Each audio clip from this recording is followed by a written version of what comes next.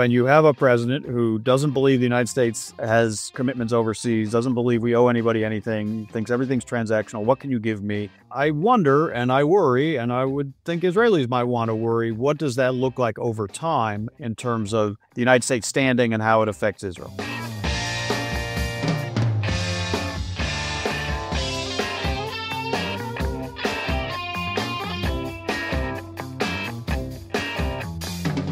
ברוכים הבאים למרקרים, פודקאסט סוף השבוע של המרקר. הזדמנות שלכם לקחת פסק זמן ממחזור החדשות היומיומי ולצלול איתנו לאירועים, לאנשים ובעיקר לרעיונות מאחורי החדשות. כאן באולפן איתכם כבדי שבוע, אנא ג'ורג'י וגיא רולניק. שמענו בפתיח את שפירו, שגריר ארצות הברית בישראל עד שנת 2017 ולשעבר בכיר בפנטגון. שלום ג'ורג'ינה. שלום גיא, הרבה זמן לא קראת לי ככה, בפודקאסט עצמו. את מרמזת שיש איזו התלהבות ואופטימיות מחודשת אחרי שיצאנו מהממדים. אתה בברלין, ככל שאני יודעת לא חולצת עדיין. לא, עדיין לא חולצתי, אבל אנחנו עובדים על זה. אבל לפני שאנחנו דנים בענייני השעה, ואם כבר שאלת על ברלין, אני חייב להקריא לך משהו שהטריף אותי, שעלה ממש עכשיו. הדר קנה, כתבת התעופה שלנו, פרסמה הבוקר, יום רביעי, כן? אפרופו חידוש הטיסות, וככה היא מדברת עם בכיר בחברת תעופה זרה, וזה מה שהוא אומר לה. החדשות הרעות הן שזה רק ההתחלה. השבוע התכנסו דירקטוריונים נוספים של חברות תעופה בינלאומיות כדי לדון באפשרות לחדש, לצמצם או לבטל לחלוטין את טיסותיהן לישראל. אף אחד מהם לא יחליט בעד ישראל כשהם מקבלים שתיקה רועמת מצידה. ישראל התכוננה למלחמה עם איראן במשך שנים, אך כשזו הגיעה בפועל ראינו מדינה משותקת. אין תוכנית להחזרת ישראלים תקועים בחול, אין מסלול פיצוי מהיר, אין תוכנית מוסדרת לפיצוי עסקים. הכאוס יצר וקום, ואל הוואקום הזה נכנסו פחד וספק, האויב הגדול ביותר של מקבלי ההחלטות בארגונים. זהו עיננת של מדינת ישראל, ענת. האם האיש מרמז על כך ששרת התחבורה מירי רגב לא מבצעת את עבודתה, גיא?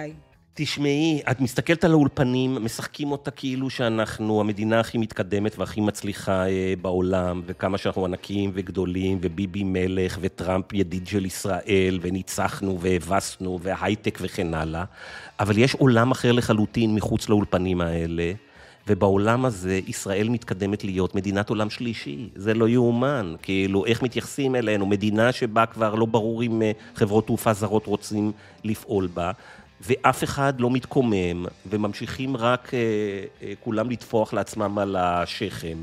המדינה מתבררה כבלתי ערוכה לחלוטין לכל המתקפה הזאת. מספרים לנו שביבי מתכונן 30 שנה לאירוע הזה, אבל לממדים ולהגנה הוא לא יכול לדאוג, ולכן במענה לשאלתך עדיין לא מצאתי כרטיס טיסה, וגם כמו שאת יודעת, אני צריך לטוס הרבה לעבודה, הלוך חזור, והרעיון הזה שאתה לא יודע אם תוכל לזוז, לצאת, לבוא וללכת, זה עזוי.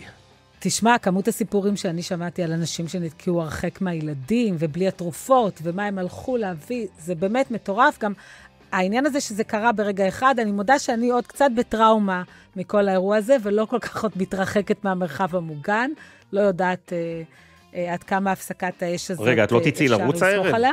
תשמע, אחרי שהיא כל כך התנחמתי בפחמימות, אני חוששת שלא תהיה לי ברירה, אבל אני אעשה את זה עם חשש רב. תשמעי, כמות הפחמימות שאני אכלתי פה בחודש האחרון, לפי דעתי אני צריך לרוץ עד טהרן ובחזרה.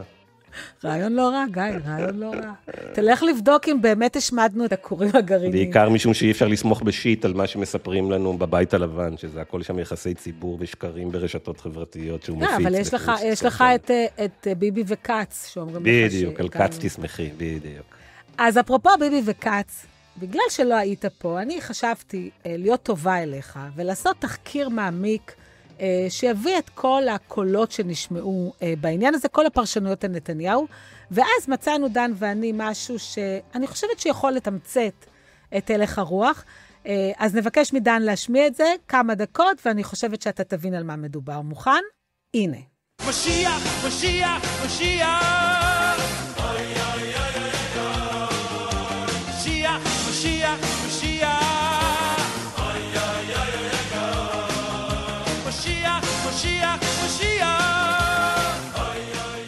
מה אתה אומר, גיא? מה אני אומר? שזה מדינת ישראל. זה בגדול מה שראינו פה בשבועיים וחצי האחרונים.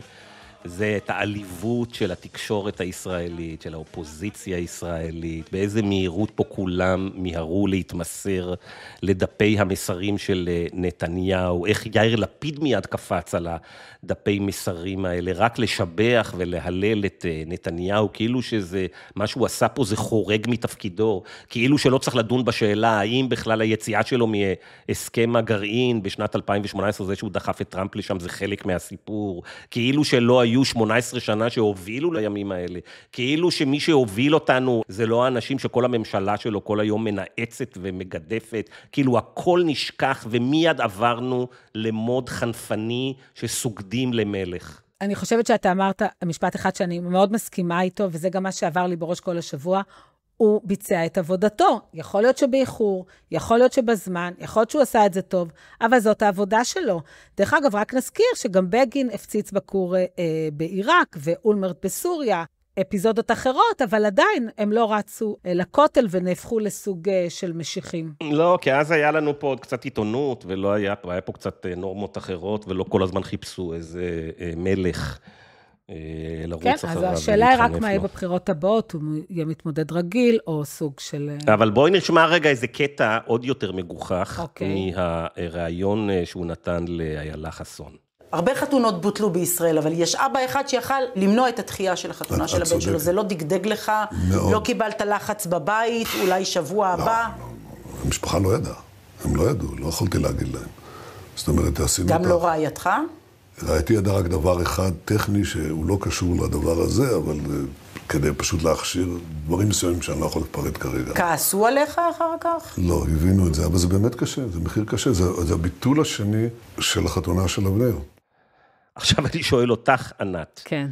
מה מוביל בן אדם שקורא לעצמו עיתונאי לשאול את נתניהו את השאלה הזאת? את יכולה להסביר לי? לא יודעת. אולי שרה כעסה, לא יודעת. אני מבין שנתניהו חייב לרצות את שרה. אני מודע שזאת הייתה שאלה שמאוד התקשתי איתה, היו עוד כמה, אבל זאת במיוחד, בהינתן שהמבצע הזה הוא כל כך יקר וכל כך מורכב וכל כך מסוכן לחשוב שהיו דוחים אותו, משנים את התאריך, בגלל החתונה של אבנר. אוי אוי, טוב, זה באמת בדיחה, זה עדות נוספת לתהליך עמוק, ארוך של קריסת כל הדבר הזה שקוראים לו עיתונאות, כמה הפוליטיקה היום היא חודרת לכל מוסד, במקום לשאול את ראש הממשלה שאלות, לחשוף סתירות, לאמת אותו עם האחריות שלו, כל כך הרבה אנשים הפכו פה ליחצנים. ולסיום, אי אפשר לסיים את השבוע הזה בלי לדבר על המיליציות הפרטיות, האלימות, הפשיסטיות של איתמר בן גביר. אז השבוע באמת נעצרו שתי נשים, אחת מהן יצאה להפגין, אחרת ירדה מהבית רגע לראות מה קורה. מול הבית של ניר ברקת, הליברל הידוע, מיסטר שמסתובב בעולם ומספר שהוא הנציג של סטארט-אפ ניישן הישראלי. כן, אחת מהן היא דוקטור רננה קידר, והיא נעצרה מול הבת שלה שנבהלה מאוד מהמעצר. שתיהן הופשטו בתחנת המשטרה, ובואו נשמע רגע את רננה, מתראיינת לעדי זריפי בערוץ 2 ומספרת מה היה שם. גם שושן וגם אני מוכנסות לרכב, ככה באמת 3 שוטרים תוחסים אותנו לרכב בתחנת המשטרה, מודיעים לי שצריכים לעשות עליי חיפוש, השאירו אותי עם חזייה ותחתונים, שוטרת שבאמת היא בעצמה לא ידעה מה לעשות עם זה שהיא אומרת לי לעמוד שם עם חזייה ותחתונים, אמרה לי טוב תתלבשי בחזרה, חוויה משפילה ומערערת, קשה לשים את זה במילים באמת, זה משהו שמגיע לגיל שלי ולא מצפה שיקרה לך. אז תשמע, אני מודה שאחרי ששמעתי את זה, באמת לא יכולתי לישון בלילה, ולא רק בגלל הטילים, זה פשוט מבעית. אכן זה מבעית, בעבר שהיו אירועים כאלה, לא היו אירועים כאלה מטורפים, אבל בעבר שהיו אירועים דומים לזה, מיד הייתה הסקת מסקנות במשטרה, זה היה הופך להיות שערוריה, והיום מנרמלים פה משבוע לשבוע, מחודש לחודש, את המדיניות הפשיסטית של הממשלה הזאת, ואין אופוזיציה לדברים האלה, אנשים לא הופכים פה עולמות, העיתונות לא הופכת פה עולמות, ממש אתה מתחיל להבין איך משטרים אפלים קמים, שאתה רואה את האדישות מול הדבר הזה. בואו נעבור ישר למרואיין שלנו. כל הנושאים האלה יעלו בראיון איתו, אבל הוא, יש לו זווית מעניינת על כל הנושאים האלה. הוא משקיף על האירועים שהיו השבוע בין טהרן לירושלים ולוושינגטון, ממקום מושבו בוושינגטון ובארצות הברית. אחרי הרבה שנים שהוא השקיף עליהם והיה מעורב בהם, גם מהפנטגון וגם מהסטייט דיפרטמנט וגם מתל אביב. והכוונה היא כמובן לשגריר ארצות הברית בישראל, בתקופת אובמה, לדן שפירו, שמכיר היטב לא רק את ישראל, אלא את הפוליטיקה והדיפלומטיה בין ישראל לארצות הברית. דן מצטרף אלינו הבוקר מוושינגטון. שלום לדן שפירו. שלום דן. שלום, מה נשמע?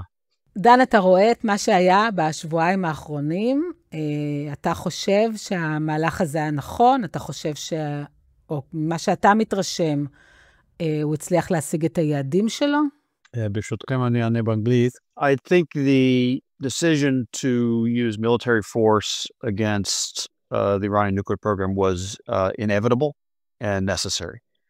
I did think it was likely to happen a little bit later in the year. When the negotiations got underway, I expected them to last maybe into the summer. And as the deadline for the snapback sanctions in October from the JCPOA approached, that would become the crisis point and that would become the moment of decision for military action. I think President Trump wanted more time than he had, than it ended up having. He said 60 days, but he had a meeting scheduled for day 63. It seemed that he tried to convince Prime Minister Netanyahu to wait on military action.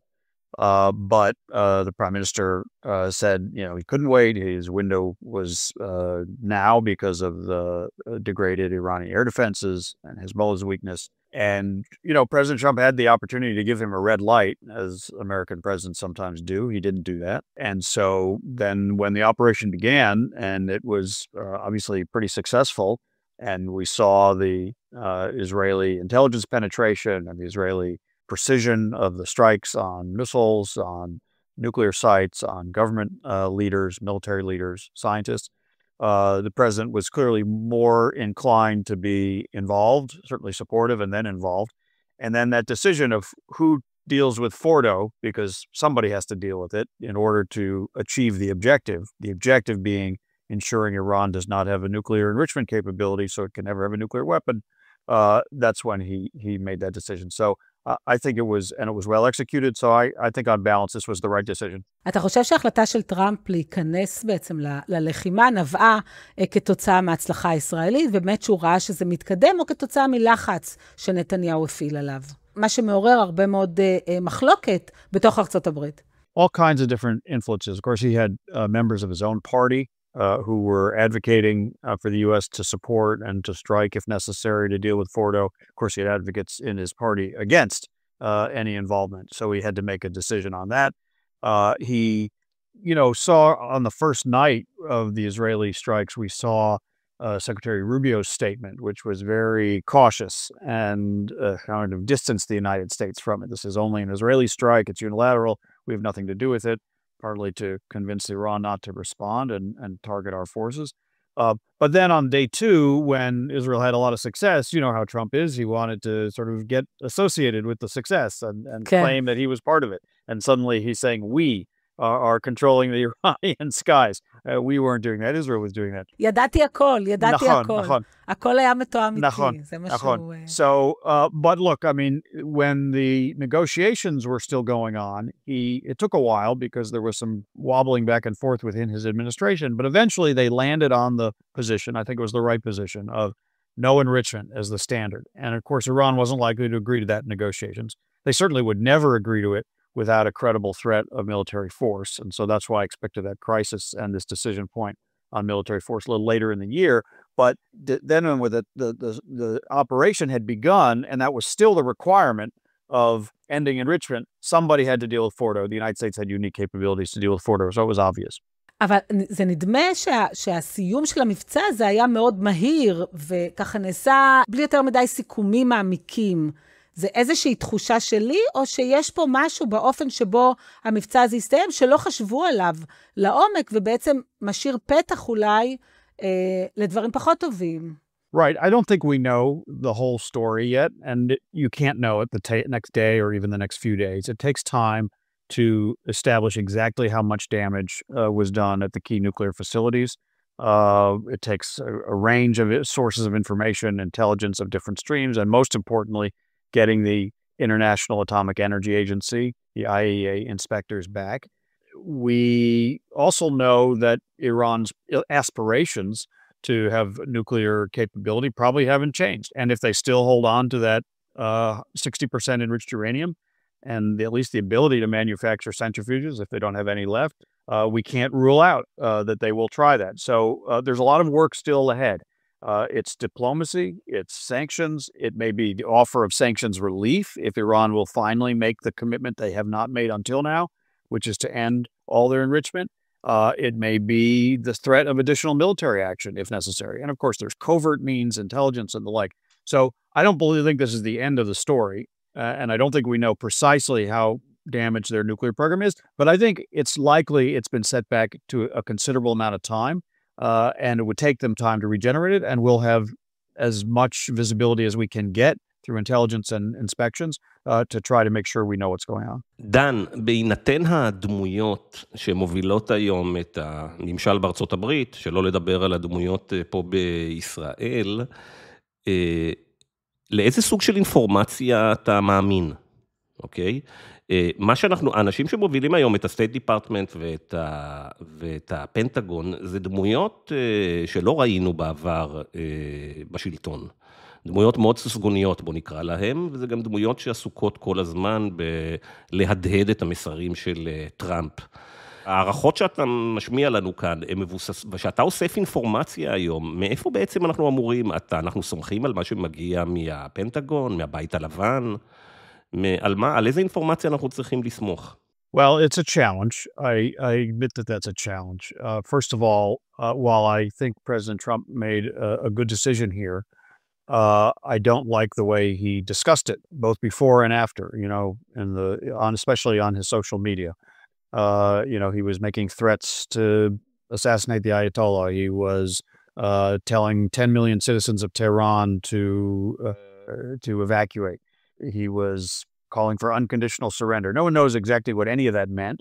And none of that had much to do, actually, with the actual goals of this operation. So his bluster and his imprecision, I think, are very harmful. They're confusing to the American people. They're confusing to our Congress and our military.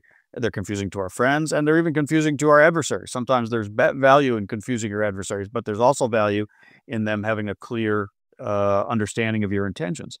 After the strike, which again I supported, he came out immediately and said that the nuclear facilities had been completely obliterated. Total destruction. Well, we can't know that yet. There's no way he could know that when he said that. And the next day, when General Kane, the chairman of the Joint Chiefs of Staff, did his press conference at the Pentagon, he did not repeat that. He said it will take us time to assess how much destruction was caused. Meanwhile, the political members of the administration, the cabinet members like Secretary Rubio, Secretary Hegseth, they do have, I think, no room to do anything other than repeat what President Trump has already said and continues to say on his social media. Total destruction, total obliteration. Anybody who says anything else is conducting a political campaign. Well, I think we don't, here's what we don't know, right? And so people shouldn't leak intelligence reports, especially if they're incomplete. People shouldn't try to undermine the president with partial information if that's what's going on. But I listen to the military. I served in the Pentagon for the last year of the Biden administration. I know General Eric Kurilla, the commander of CENTCOM, very well. His whole CENTCOM team, who are incredible professionals. Many members of the Joint Chiefs of Staff as well. These are very serious professional people. They're very patriotic, and they are under law, but also under their moral code, constrained to only speak the truth and the facts that they know, and not to repeat a political line because a political figure has said it. So, listen, I hope it's total destruction. I don't know if it's total destruction. I'm going to wait till I hear from our military leaders what they assess, because I think they are the ones who will probably bring the most careful and restrained and precise information. אגב, לפי התפיסה שלך, אפרופו מה שאמרת על ג'נרל קרילו, אנשים כאלה שנאמנים למקצוענות ולעובדות, הם יוכלו לשרוד בפנטגון ובסטייט דיפרטמנט ובשאר הקבינטס, זה נראה שמיום ליום מתמעטים האנשים האלה. Well, there's concern about that, right? If the administration takes the position that they don't want to hear any information, even internally, much less presented to the public, that differs from what the president declares, even if what the president declares is untrue, we have a problem. I think there are many serious professionals still in the State Department and in the Pentagon, and so I think for now, many of those people are there. But ensuring that their voices can be heard, ensuring that they can speak truth to power, say what they think and what they know and what they believe based on facts that they've gathered, and allow that information to get to the public as well, even if it differs from the president's preferred narrative, that's important. So look, it's one of the things I worry about this administration generally. No surprise, this is not an administration or a president I voted for or support or feel very good about what he's doing to the United States of America. I can still agree with this decision and hope that it's executed well and the follow-up is executed well, but all the things you mentioned are things I worry about. אתה כמובן לא תמכת בטראמפ, גם לא בפעם הראשונה, ואמרת שהקדנציה הראשונה יכולה לגרום נזק, אבל אם יהיו לו 2 קדנציות, לאמריקה יהיה מאוד קשה להתאושש מזה. עדיין זה מה שאתה חושב, שהנזק שטראמפ עלול לגרום לאומה האמריקאית, יהיה לה קשה מאוד להתאושש ממנו? I think there's a real danger about the institutions of our democracy.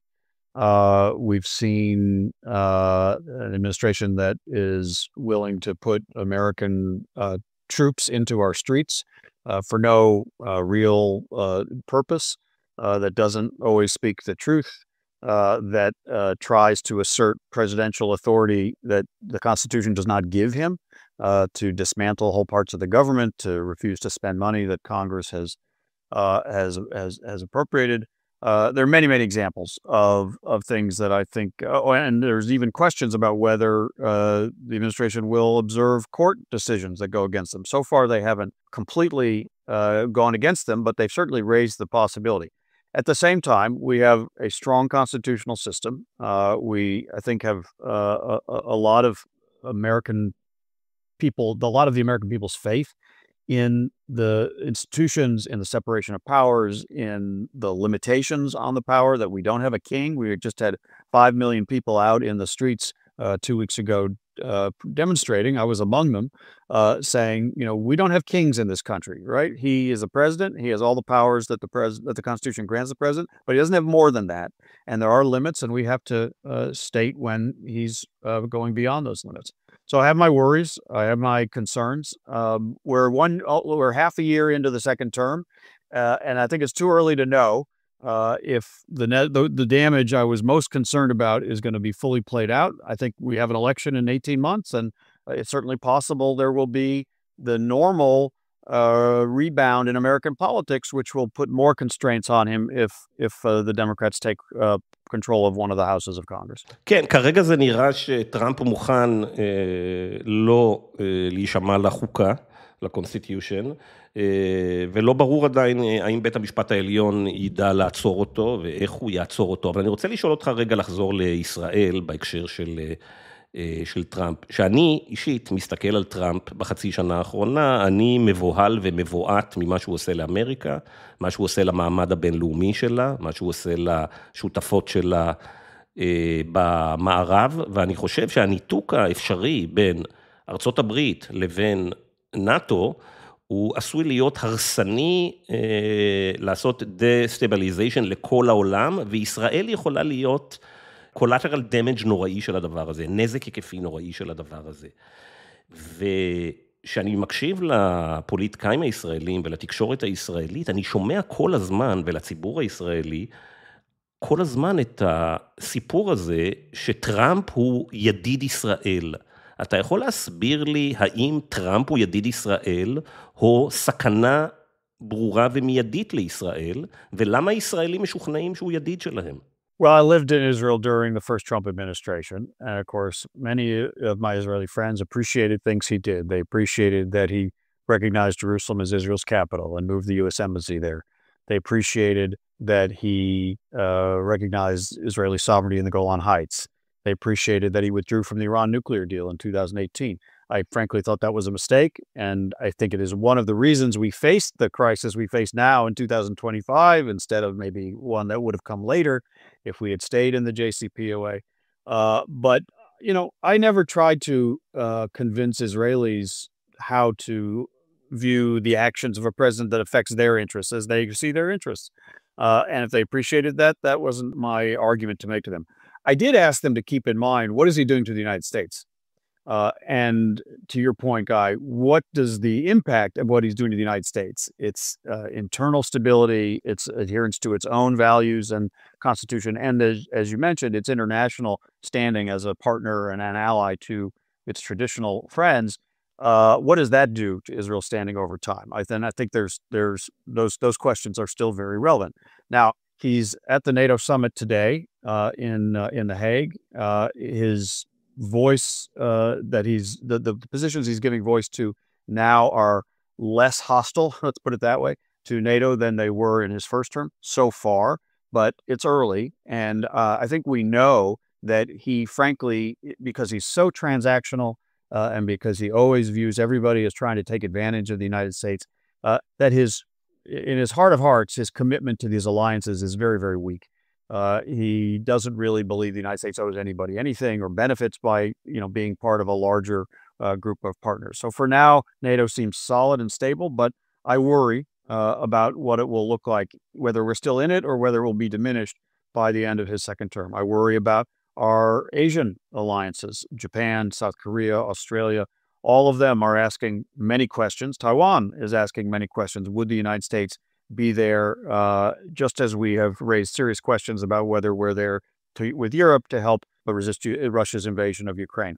And then, of course, his infatuation with Vladimir Putin and this friendship that he thinks he has, and his desire for that relationship to kind of prioritize the United States' relationship with Russia, clearly an adversary to us and to our allies, and a troublemaking country in the Middle East as well, and partner to Iran, is another source of concern. So if those play out, and the United States is viewed as a less reliable partner and a less reliable ally, and we are empowering countries who are really adversaries and partners to our adversaries, like Russia.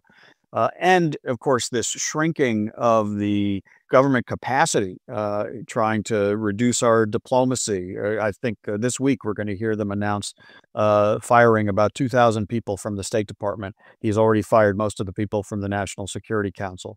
These are professionals and diplomats who help solve problems, including problems that affect Israel. I wonder very seriously if the president would be open to another 10-year memorandum of understanding on military assistance to Israel, similar to the one that we signed at the end of the Obama administration. נכון, זה היה 38, נכון? 38 מיליארד דולר. Exactly, $38 billion, including $5 billion for missile defense. Of course, that's been increased during the war. But Iron Dome and Arrow and David Sling are all partly, made possible by that commitment and investment. When you have a president who doesn't believe the United States has commitments overseas, doesn't believe we owe anybody anything, thinks everything's transactional, what can you give me? His first trip overseas was to the Gulf because he can do big deals with the Saudis and the Qataris and the Emiratis. Some of them deals for our country, some of them deals for his own personal wealth, and that's what he prioritizes.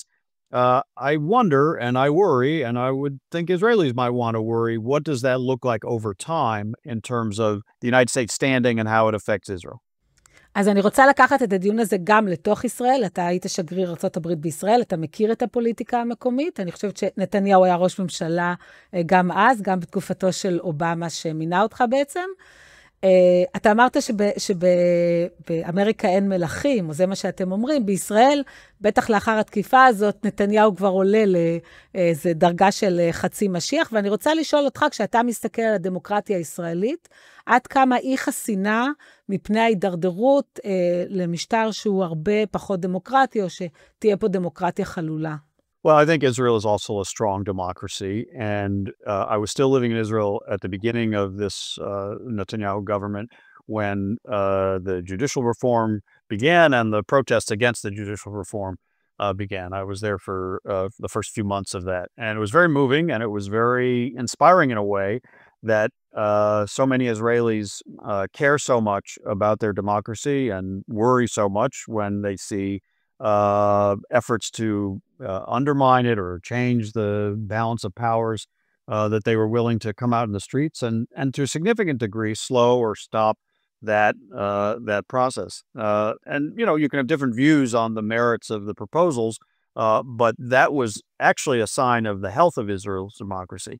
Of course, after October 7th, the whole focus changes and the country in many ways pulled together and united as it does in a crisis. And we saw, of course, the tragedy and of course, the failures and the mistakes that, preceded October 7th and made it possible. Of course, Hamas bears responsibility for it, but there were many mistakes made. And then we also saw the beauty of Israeli society and democracy as citizens pulled together and supported each other and supported the soldiers and supported the hostage families.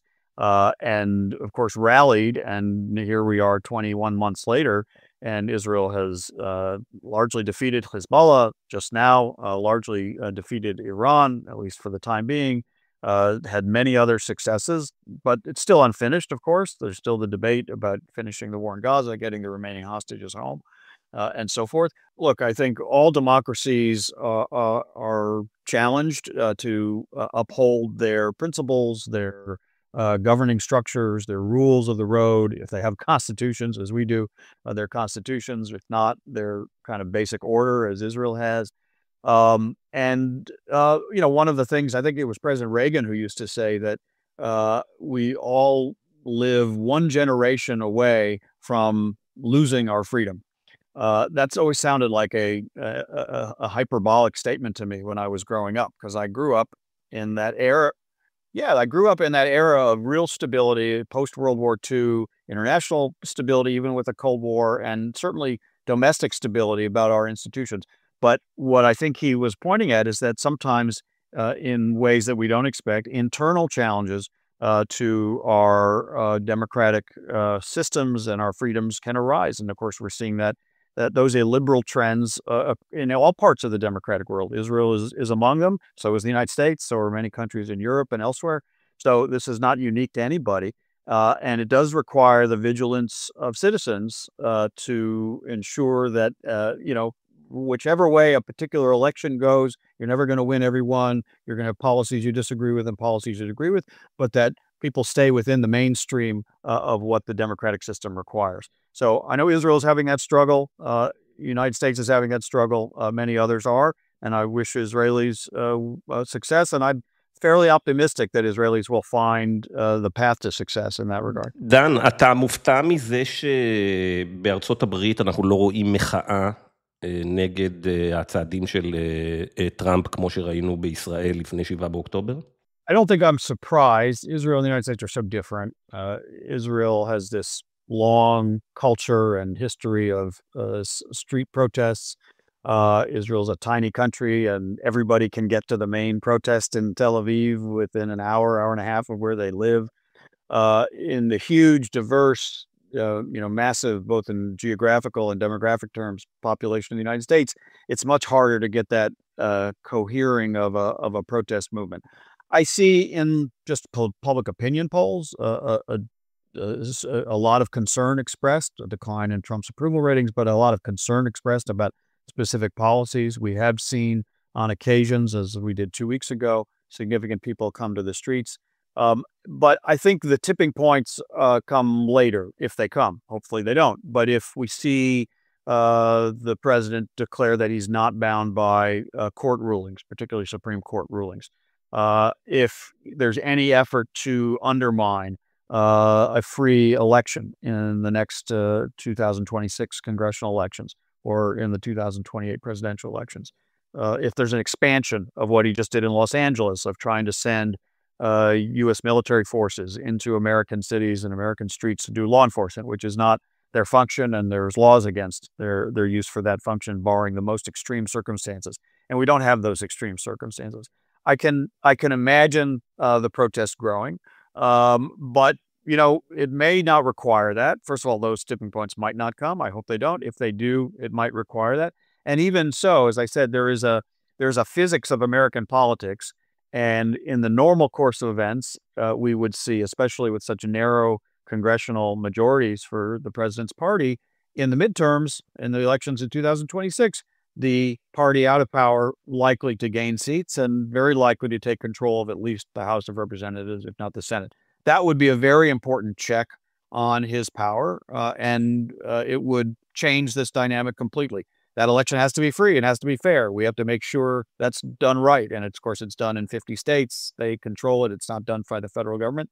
But we also have to make sure it isn't undermined by actions of the federal government. So those are the kind of the tipping points where I think you could get a much broader kind of protest dynamic going. But again, American culture and Israeli culture are quite different in that regard. So I think we'll still have to wait and see if that is required, and then if it happens. דן, אם נחזור רגע למדיניות של טראמפ, האם לדעתך המדיניות של טראמפ בכלל, בכל התחומים, לא רק ישירות מול ישראל, תורמת להגברה של האנטישמיות בארצות הברית? ושל לא רק אנטישמיות, צריך לעשות הפרדה, אנטישמיות והסנטימנט החזק נגד ישראל. בארצות הברית ואגב אולי גם באירופה. Well, I think there are things the Trump administration is doing that I agree with to combat anti-Semitism.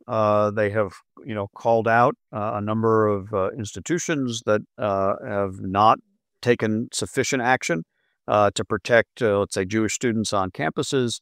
And they have, voiced a clear opposition to anti-Semitism in that regard. But they also do things I disagree with. And that's a better job than the Biden administration was doing vis-a-vis those universities? Well, maybe yes and no, right? So on the one hand, holding universities to account for that activity is necessary, and I think the Biden administration did some, but maybe more was necessary.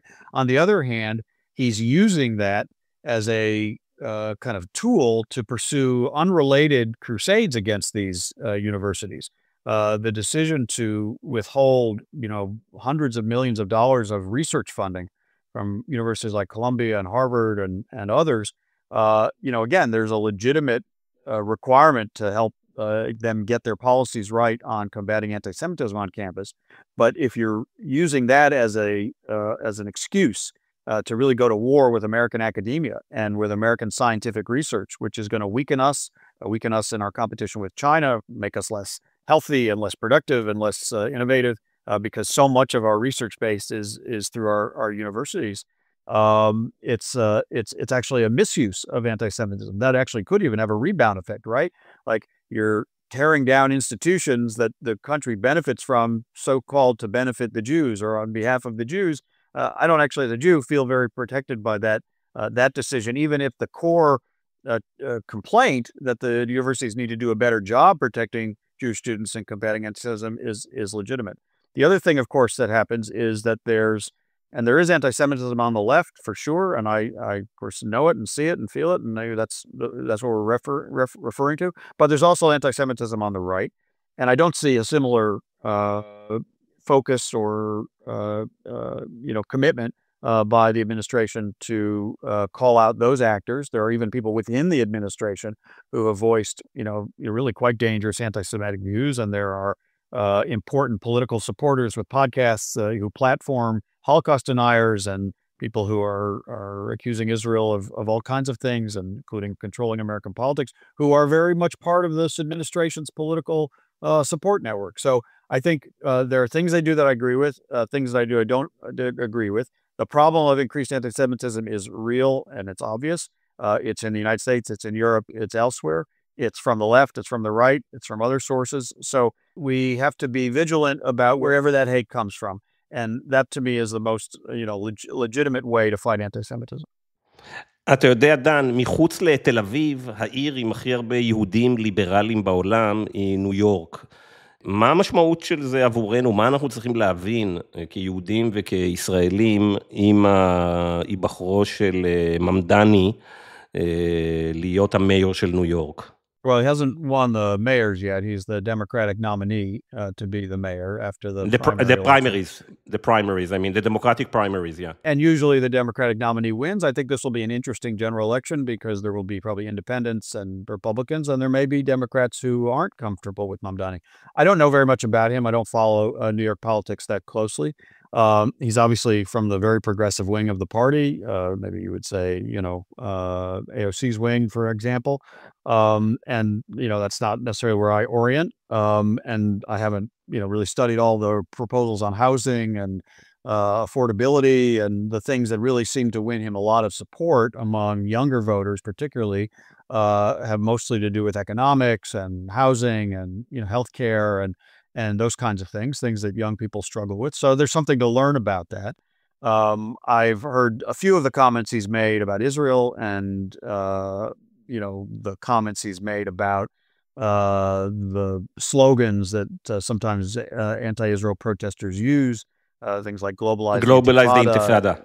Yeah, and I certainly disagree with that. And disagree with his comments on that. And, it was partly the job of people like me in the party, at least to try to educate our own voters and our own constituency. Like, what's the problem with that? Maybe there are good policies on housing and affordability, which I, again, need to learn more about. But if it's packaged with something that seems to leave room for anti-Semitic voices, deeply anti-Israel voices, within the party, that's something I'm going to resist and I'm going to argue against. The mayor of New York doesn't have that much to do with U.S. policy on Israel or the Democratic Party's policy on Israel or foreign policy, or even what the trends of the National Party is. But it's an important perch. It is an important perch. Well, he'll have a voice and he'll have a perch and an opportunity to have his views heard, but that doesn't define or drive the policies of the whole national party on national issues. And so, he'll have his voice. We'll see, first of all, what happens in the general election. Those of us who disagree with him will say so. דן, תחת ממשל ביידן, אתה היית בפנטגון, אחרי שסיימת להיות שגריר ארצות הברית בישראל, ובין השאר התעסקת בחזית של המזרח התיכון, ובנושא הסעודי, שאתה מכיר אותו היטב. מה לדעתך הסיכוי ללכת לנורמליזציה עם סעודיה, כלומר למפגש של MBS, טראמפ ונתניהו? I think there's a chance. I think there's a decent chance. I'm not sure if it's immediate. I do think the success of the operations against Iran is helpful. It shows Israel is a strong military power in the Middle East, and Saudi Arabia is looking for ways of ensuring its own security, mostly against threats from Iran. So some association with Israel can be helpful. What we tried to do in the Biden administration was negotiate bilateral U.S.-Saudi agreements that would support a Saudi normalization of Israel. And the most important of those was a security treaty where the United States would be obligated to defend Saudi Arabia if it was threatened, mostly from Iran. Saudi Arabia would be obligated to help the United States defend its interests and put some limits on its cooperation with China. And that was really the main benefit that Saudi Arabia was going to get out of normalization with Israel if it would proceed. Now, when Saudi Arabia looks at how President Trump feels about allies and alliances, as we talked about earlier, they may ask the question, is it worth much if he's going to criticize our NATO allies and call into question whether he'll come to their defense? How much value is there in a treaty that he would sign with Saudi Arabia, if he would even sign it, and pledge to Saudi Arabia's defense? So that may change the structure of this. But there's also the possibility that the Saudis will say, look, we're getting enough of what we want. We have access to Israeli technology. We clearly have the United States kind of in our corner. President Trump traveled there early. He did do the strike against Iran's nuclear facilities. So maybe we're getting enough. We don't need to take the risk, a political risk, with our own public or with, other Arab publics to do the normalization. But I think it's still worth pursuing. And I think there's a decent and a good chance it can happen. Probably it doesn't happen during the current Israeli government because Saudi Arabia has said pretty clearly that they would need some kind of gestures on a pathway toward a future Palestinian state. First, the Gaza war has to end. There has to be a ceasefire. Hostages have to come out. Hamas needs to be fully removed from power. I think those are prerequisites, obviously.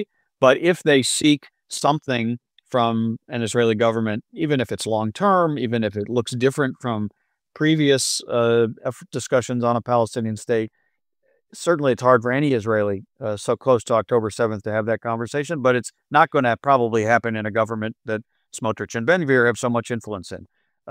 And so, this might be a project for the second half of this Trump administration. There will be an Israeli election sometime next year. Maybe the coalition looks different. Maybe we've seen the longer-term success of the strikes against Iran. And 2027, I think, looks like a promising time to try to push forward on Israeli-Saudi normalization. אז אני רוצה להמשיך את העניין הזה של שלום אפשרי עם סעודיה. אתה הגעת לארץ ב-73, רגע לפני שפרצה מלחמת יום הכיפורים, ואחד הזיכרונות הראשונים שלך הוא מריצה למקלט. נכון? Yes, exactly. Good. You've read my history.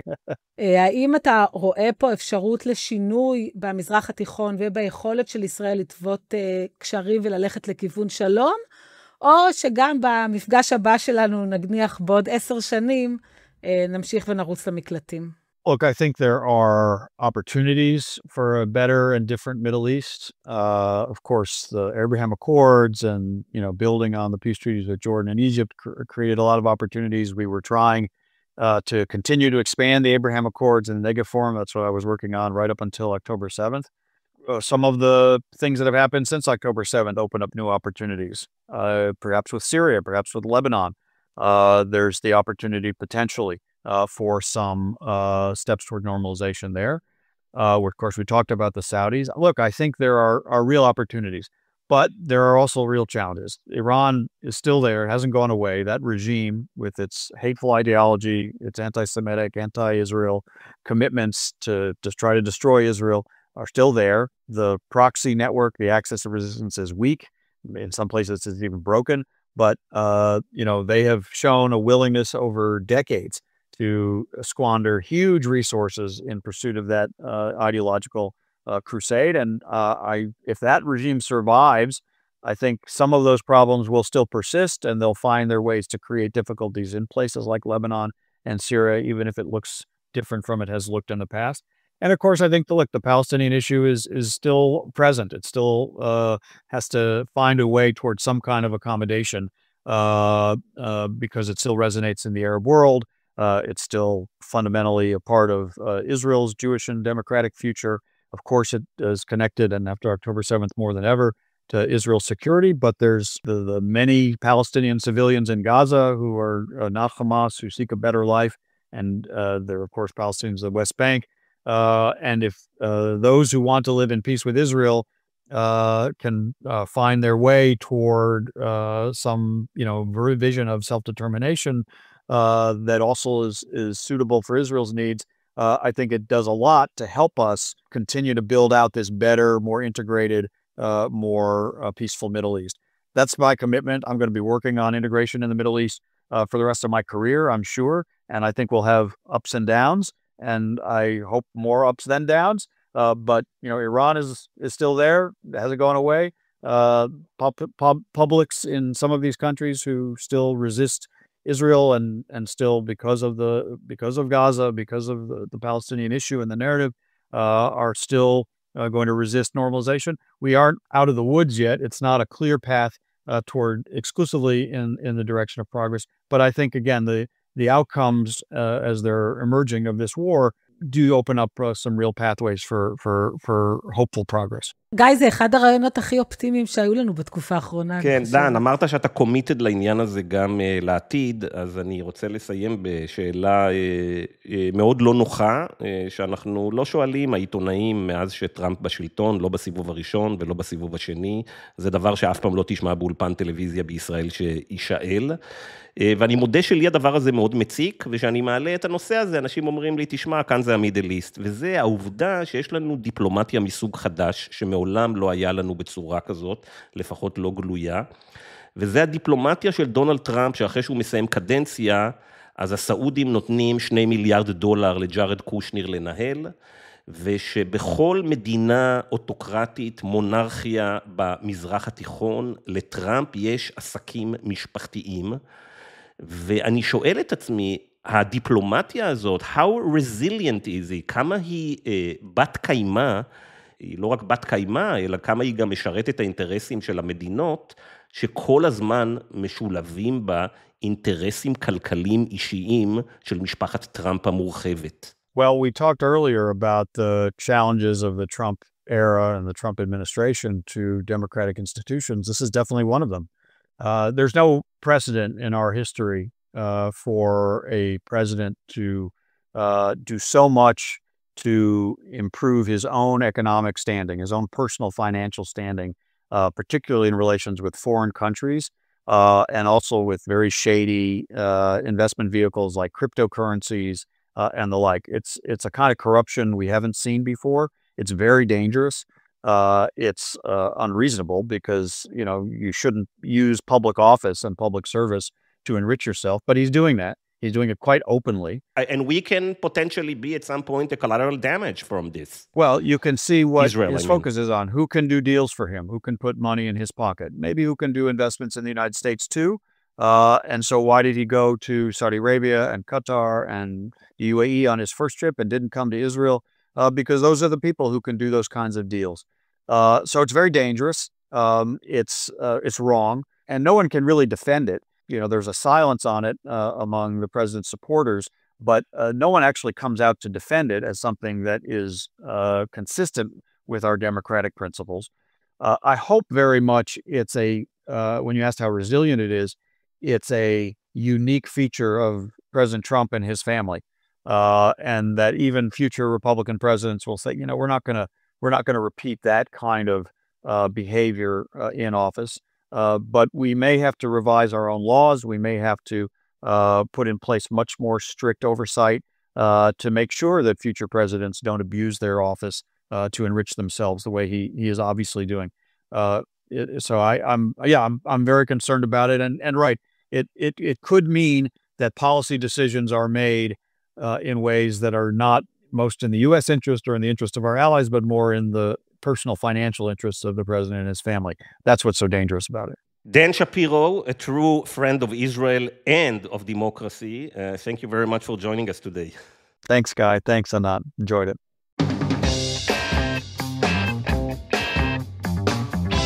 טוב, ענת, כיצד את מסכמת? תראה, הוא היה די אופטימי, ואני, כמו שאני עושה בדרך כלל, רוצה לקחת מהרעיון את האמירות שלו על הכוח האזרחי בישראל, שהרשים אותו מאוד, ושהוא חושב שבזכותו העתיד שלנו כן יכול להיות אופטימי, ואני מאוד מקווה שכשהמצב הביטחוני יירגע קצת, האנשים יחזרו לצאת לרחובות ולדאוג שנשאר דמוקרטיה, כי אין לנו שום אפשרות אחרת.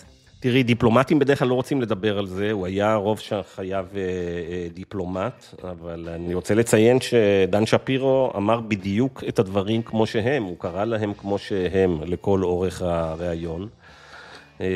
הוא הסביר היטב, אני חושב, למה הסיפור הזה שטראמפ הוא טוב לישראל זה בעיקר אשליה. טראמפ מדי פעם עושה דברים שטובים לישראל נקודתית, כשזה מתיישב עם אינטרסים אישיים שלו. הם לא קשורים באסטרטגיה ארוכת טווח, הם לא קשורים בערכים משותפים של שתי המדינות.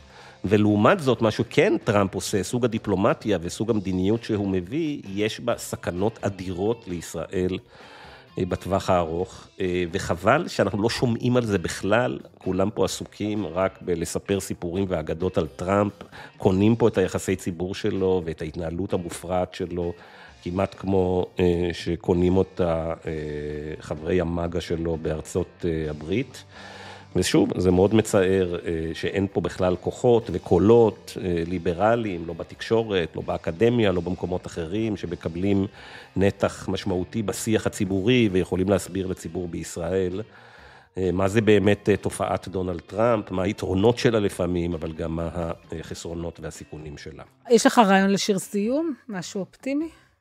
זה בדיוק רציתי לשאול אותך. מה נותנים לשיר לאנשים שיוצאים מהמקלט, דן? יש לך איזה רעיונות? מה נותנים לאנשים שמפנטזים על היום שכל חברות התעופה הזרות יחזרו לטוס דרונים שבועים בידיים של מאיר אריאל דרך דמעה שקופה. דן, מה אתה אומר? דרך דהימה שקופה, יפה. אכן, זאת התחושה בטרמינל. עת השתחררתי, הרופאים המליצו לי ביקור חודשי בנמל התעופה. זה באמת עושה לי טוב לראות מטוס גדול ממריא דרך דמעה שקופה. אחר כך כבר יותר קל הלחץ על העין השטופה. טוב, ג'ורג'ינה, שבוע הבא באולפן אני מקווה, בלי נדר כמו שאומרים. בעזרת המשיח. בעזרת המשיח. טוב, עד כאן המרקרים להשבוע. תודה לכל הצוות שלנו, תודה לכם המאזינים, תודה לאמיר פקטור המפיק, תודה לדן ברומר המשיח שלנו, תודה לדן שפירו שפינה מזמנו בבוקר וושינגטוני זה, תודה לך ענת, תלכי היום לרוץ, גם אני צריך לצאת לרוץ ולעשות עוד כמה דברים. אז נתראה בשבוע הבא. להתראות בשבוע הבא. אני נכנס לאט עם הרבה טקס בישבן, וכל האינטרקונטיננטליה מדגדגת לי כאן וכאן וכאן. עת השתחררתי, הרופאים המליצו לי ביקור חודשי בנמל התעופה. זה באמת עושה לי טוב לראות מטוס גדול ממריא דרך דמעה שקופה. עכשיו כבר יותר קל הלחץ על העין השטופה, השלופה, הכלופה, הצלופה, הדלופה, הפרופה, הטרופה, השרופה, הצרופה, הגלופה. הנה כי כן עצמי אומר לי, הייתה לנו תרופה.